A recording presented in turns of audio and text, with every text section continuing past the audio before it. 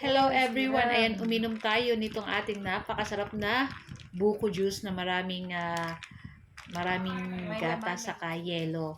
And syempre yung ating ulam for today's video ay walang iba kundi itong ating nilagang baboy. Ayan, and magpiprito po tayo ng isdang buraw. Ayan, so napakasarap po niyan at perfect dun sa ating nilagang baboy. So, ayan guys, nakakuha kami ng niyog. Ayan, sa aming kapitbahay. Charot. So, yan na nga. At nilalagay na natin dyan sa ating pitchil. Ayan, so tatlong pirasong buko. Ayan. So, masarap po nito at lalo na kung malamig at maraming yelo. Ayan, tas maraming gatas. So, ayan, ilagay na natin lahat. Pati yung gatas, pati yung ating sabaw ng buko at kasama na yung laman ng ating buko. Ayan, tapos halu-haluin po natin iyan. Ako, napakasarap po nito guys. Ayan, na-miss namin yung ganito. Ayan, at halu-haluin lang po natin. And pagkatapos ilagay na po natin dyan yung yelo. Ayan, gusto natin ay malamig na malamig. So, masarap kumain. Tapos may malamig kang ganitong buko juice. So ayan na nga guys. So, after natin na paano yung ating buko juice, ayan, syempre yung ating lulutuin nga guys ay nilagang baboy. Ayan. So, masarap po ngayon ang may sabaw. Kaya yun yung aming lulutuin. And, syempre, hindi pwedeng walang kapartner na pritong isda. So, yung fresh na nakita namin is buraw. Kaya yun yung aming binili. And, mura pa yung kilo guys. Ayan. 220 ang kilo. Mura na ba yun? Ayan.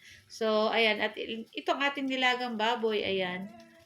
Nilagyan na natin ng gulay. So, naglagay lang tayo dyan ng Baguio beans, repolyo. Ayan. Tapos, naglagay rin tayo ng patatas dyan. Ayan. So, nasa kabila, ayan, nagpiprito tayo ng ating buraw. Ayan. So, kayo po ba guys, ano po ang inyong dinner? Ayan, pasensya na po kahit medyo tayo na busy ngayong araw kasi may mga nilakad ako kanina. Kaya ngayon lang tayo makakapag-edit at makakapag-upload nitong ating video. So guys, ayan, at madali lang naman tong maluto na guys, at yung ating pork dyan ay sobrang lambot na. So niluluto na lang natin dyan is yung mga gulay. So naglagay rin tayo dyan ng siling pangsigang para may konting anghang. Konti lang guys, and syempre pampabango rin iyon.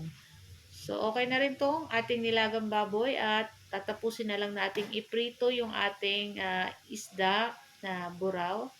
Ayan. So guys, ayan, at ito lang po ang ating video today.